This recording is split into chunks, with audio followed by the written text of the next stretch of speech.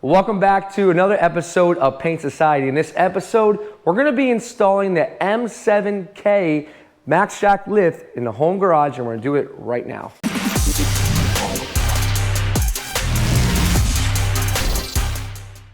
And thanks again for joining me on this episode. Now today we're going to be installing that Max Jack lift. It has a capacity up to 7,000 pounds. Now let's first talk about where we plan to do it. Now if you pan back just a little bit, we're going to be using this space in the garage for the Max Jack lift. Now the one thing that I do love about this particular lift is it is completely removable. So when we're going to be doing some painting or sanding in the garage, we'll see later on that we'll be able to pick up the Max Jack lift and move it to the side when we're not using it. Now, let's go ahead and see what's in the box and see what we have to do for today.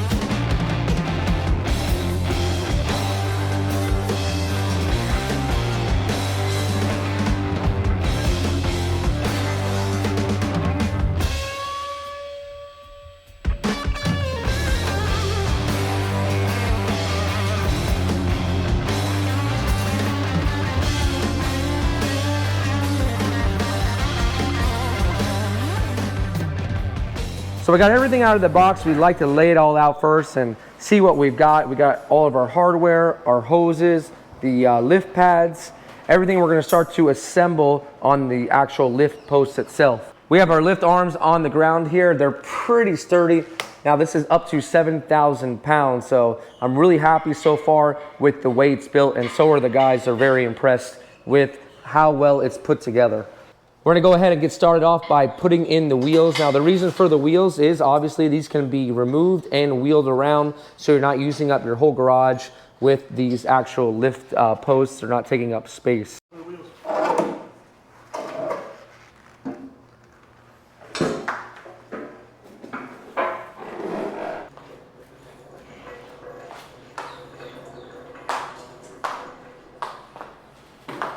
Next up, we'll put on the handles, and the handles actually help it to move around much easier, so make it more portable. And next up, we're going to install the safety locks so that when it reaches a certain perch, it will lock down and you won't have to worry about it slamming down on the ground.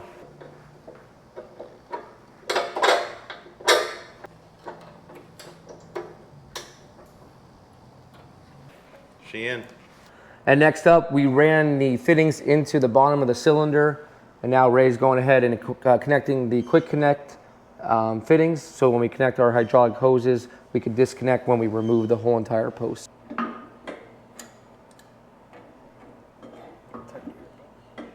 we're at the point now where we're mocking up the Max Jack to see exactly where we want it. So on this side, what we did is we just kind of put everything together, and we're seeing, do we have enough room for this vehicle? We also measured other vehicles to see, will we have enough room on the back? We also don't want to interfere with our middle bay garage area. We still want to be able to pull a car in here and put our paint booth in. And we're going to go ahead and mark where we want to have the holes drilled.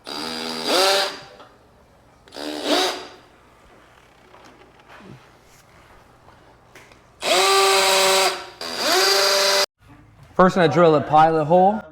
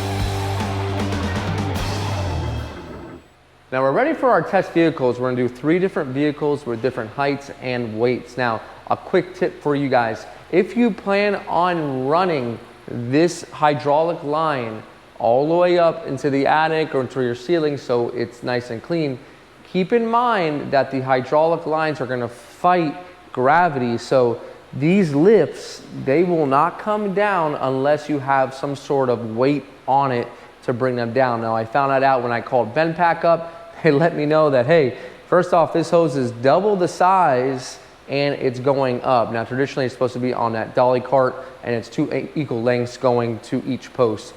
But it still works just fine. But keep in mind, if you plan on doing that, you'll have some sort of difference when it's moving up and down. And the flow divider is the one that's doing the work here. It will actually take the 2 differences of the lengths and lines and it will balance them out so that the vehicle moves up together level. Now, the best way to do this obviously is to have the same exact hose, the same exact hose length, but it's a little bit custom here because we want it to be a little bit cleaner. So let's first bring in our first vehicle. It's the Acura TLX. It comes in right around 4,000 pounds. It's at stock height, and let's see how the lift handles it. Now, based off how we position each one of the posts, well, we have a good width for the car to come in nice and straight. So we'll go ahead, we'll bring it in, and we'll show you how we line up each one of these pads.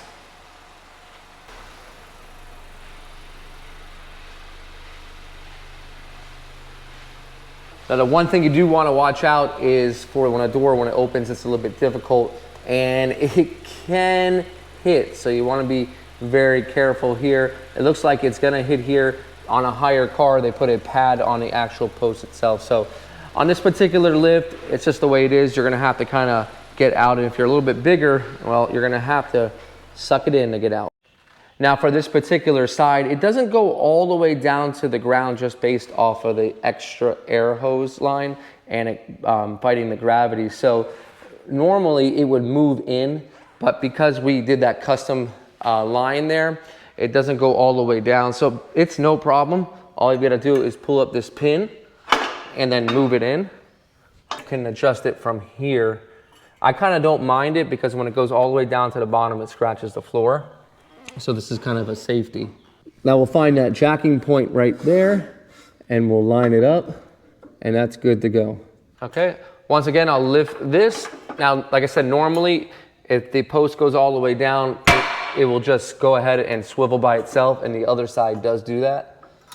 Now, as you can see on this side, it already swivels by itself. That's because the pin, it has actually started to depress a little bit and lift up so you can move it on its own. Not a big deal, but these are some of the things you'll have to deal with if you try to change the hydraulic hoses up a little bit. So we're all lined up and we're good to go. So the button right here, very simple, raise, and to lower, it's right here. Now again, the flow divider, that's what will compensate for the differences in the air hoses and the length. So it might start to bring up one side just a touch before the other, but as it starts to lift, it will start to compensate so that the car lifts as even as possible. All right, we have liftoff. Now we can see that it comes very close to the rocker panel, and that's something I contacted Benpack about, if they have possibly some sort of adjustable pad.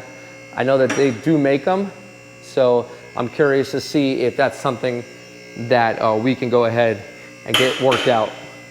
As it lifts, you can see how equal it lifts because each one of those locks makes a sound basically within a second of itself. And we got good lift already. She's moving up. We're pushing around 8 feet here, so we won't go too high. Keep on going. All right, so basically what we have here is probably about good 36 inches off the ground, and it can go a little bit higher than this. Now this is a good height if you want to change your tires or anything like that. Now, one of the main reasons why I actually wanted to lift is for body work, to be able to sand things, because some things you just can't see from the bottom. Now, let's see how far it can go up. Now we have the garage door at the top right there. That's what would hit first. So we don't want to maximize how far we can go, but we can go just about another 10 to maybe 12 inches.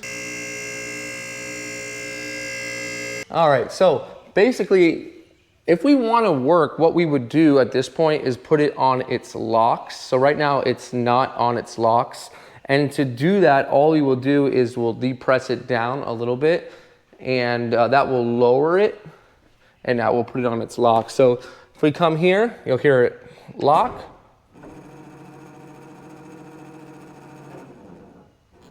And that's it. It's basically on its locks at this point. So we know that it can't fail, and we have no problems getting underneath the car at this point. See, in this point, we have good enough area on this side. We got to push it about good 3 feet so we can do any type of work we want. Now, this is not really a mechanical shop, but if we want to get around to this side to do anything, and we might need to do some light body work, we have enough room on this side to work as well.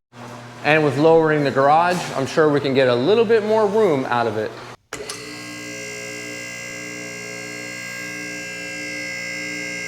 All right, and that's as high as I want to go, to be honest with you guys. That's we're almost maxed out at this point anyways. And I can't go any higher because, well, we do have the garage door opener, and having a side mount for this location, it just doesn't look like it's going to work because there's no room for it on either side. You can see how the sidewall goes right to the edge of the garage door. So at this point, if we want to lower it, all we got to do is release the locks. We'll come here like that. And keep in mind, you have to be above the actual lock in order for it to release down. So if you're sitting on it, you have to put it back up, put the lift back up in order for it to go back down. It's very simple. You'll come here like this, like that, and we'll release the lock. And from here, we have enough room to do any type of work that we will need to do on the vehicle itself. We can see that we have access to pretty much all the suspension and completely underneath the car. Now they ended up sending this cool ergo chair, basically for lifts just like this. So I like it because it can move around a lot and you can get to wherever you need to with ease. So basically under the car, we can do any of the work. Now this would seem a little bit high at this point. So what I would do is just lower it just a little bit, okay, get it to a lower point, and from this point you're able to do a little bit more work if you need to, anything here or like there. So it works pretty well for the home garage. You're able to move around a lot. Now at this point, we're gonna put 2 more cars in the lift, see how well it works with a lower car. So we'll bring it all the way down, we'll wheel it out, and then we'll bring in the next vehicle. All right, we'll move out the TLX. Now for the next car, we're gonna be using these race ramps that I bought. They're low profile, and I got 2 of them with the stopper. We'll put those in the front. Now the reason why is that the lift does go low, but based off the concrete not being completely 100% level, it might be a little bit higher over there, it might be a little bit lower over here. And well, this is just a very low car in general. So we'll use the race ramps to help it get on the lift, and we'll see how well that works. So put the race ramp in front of the first tire, and then we'll go to the other one and pick that one up. All right, and then we'll get our back all situated. This one right here. Now this is a pretty small car, so it should go up pretty quickly, but it's much lower than any of the other cars, so it'll be a good test.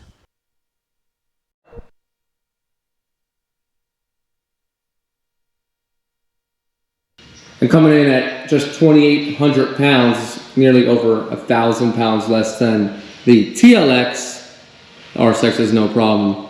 Gotta use those racing ramps, so that's the only way to get this car or any lower car on a lift just like this. So we'll bring it down and we'll give it a true test. We'll bring in the MDX at around 4,300 pounds, just around 3,000 shy of the capacity of the Max Jack.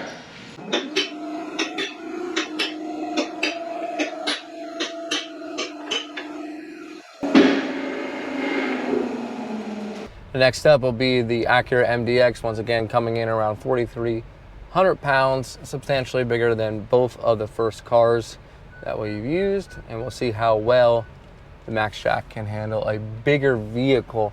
Now, I wouldn't expect to do too much work on a MDX or any SUV at this height and this low of a garage ceiling, but just for the video's purposes, let's see how well the Jack does.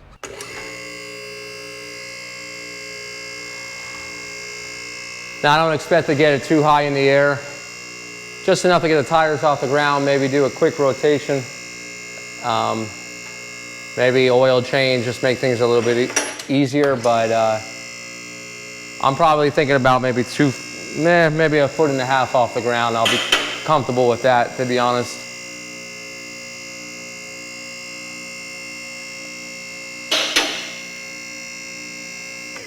All right, let's check it out so far. It's lifting pretty evenly. If we take a look at it, pretty nice. Now, the one issue I did have, once again, was with that side. Since it didn't go all the way completely to the ground, what would happen is this side would start to lift just a touch quicker, but the flow divider right there, that will kind of equal things out and make it as even as possible. And if you're looking at it right now, it looks really, really even.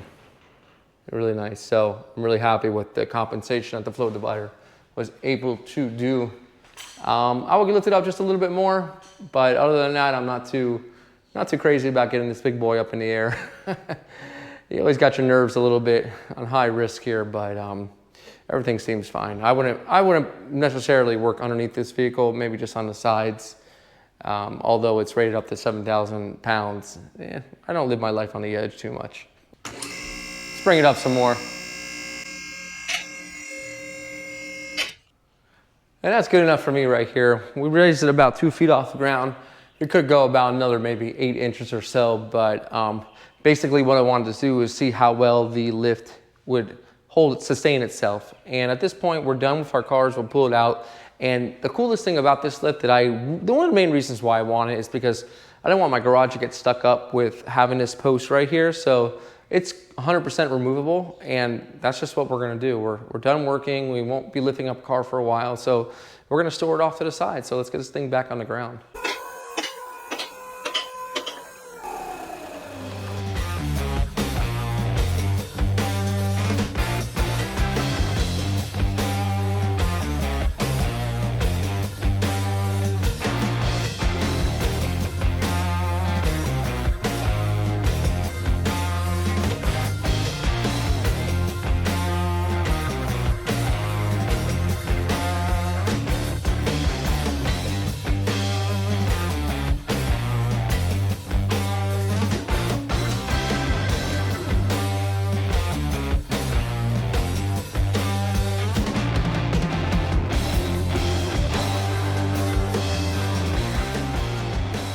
Oh, and just like that, we have our space back. Now, it doesn't matter how big or small your garage is, the fact that these actual posts can be removed and stored while you're not using them is a big deal to me. Now, I don't recommend you take them in and out, in and out.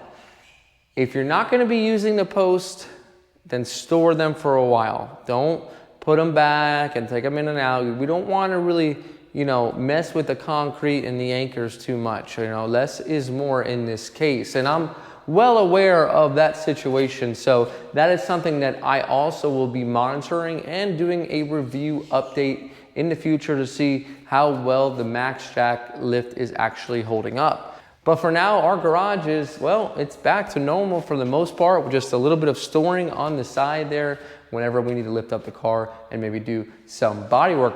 Now, I hope this actually helped you guys out and maybe help you make a decision whether you want it or whether you don't. Do I recommend it? Highly do. I'd highly recommend this lift if you want to work on your car, change your tires, do some minor body work. It's really easy to set up, and you can ask me any questions that you might have down in the comments, and I would love to answer any of those comments for you guys and help you out with your decisions, whether this is for you or not.